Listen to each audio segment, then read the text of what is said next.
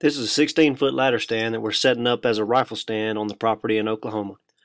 It's best to let the wind decide where you're going to hunt. So in a second, you'll see why we put this stand here. Using the pins, you can see the ladder stand in relation to the alfalfa field. We hope to be able to slip into this stand at daylight and catch the deer coming back to the bedding areas from the alfalfa field. The location of the bedding areas around this alfalfa field is the main reason this stand is in this tree. But we're setting it up for a south or a west wind. If the wind is out of the south or the west, it'll be blowing in the hunter's face as he looks out in the alfalfa field. That is where we believe the deer to be traveling in front of the stand. It also allows the hunter to come in from the backside up the road without the wind blowing his scent into the bedding area as he walks to the stand. With the pins, I've marked the two known bedding areas around this ladder stand. We stay away from the bedding areas if possible to keep the deer from knowing we're in the woods. Here's the view of bedding area 1 from the stand. It's 200 yards to the edge of the bedding area from the stand. When I'm rifle hunting, I like to stay at least 200 yards away from where I expect the deer to be. That way if you get a swirling wind, the deer is less likely to be spooked by your scent. This is the view of bedding area 2 from the stand. This bedding area is 275 yards to the northwest of the stand. The red lines cut in the corner of the alfalfa field between bedding area 1 and bedding area 2 is the travel route that we've seen the deer use in the past. During the rut, the bucks are known to go from one bedding area to another, checking for does. As you can see with the ladder stand, if the wind is out of the south or the west, it'll be blowing from the bottom to the top of the map or from the left to the right of the map.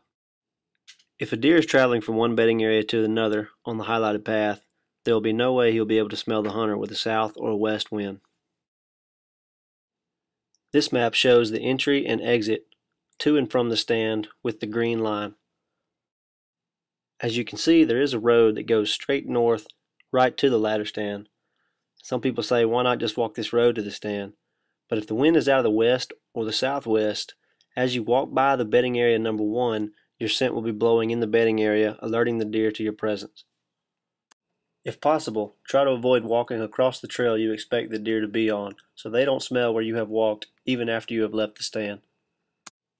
Getting to and from your stand undetected minimizes the hunting pressure on the deer and could be the difference in whether or not your hunt was successful. If I'm hunting this stand in the afternoon and at dark there's deer all around me in the alfalfa field, I'll call a buddy to come pick me up in the truck. That way the truck scares the deer and not me climbing down the stand. I'll be walking down a road coming from the east right before I get to the stand.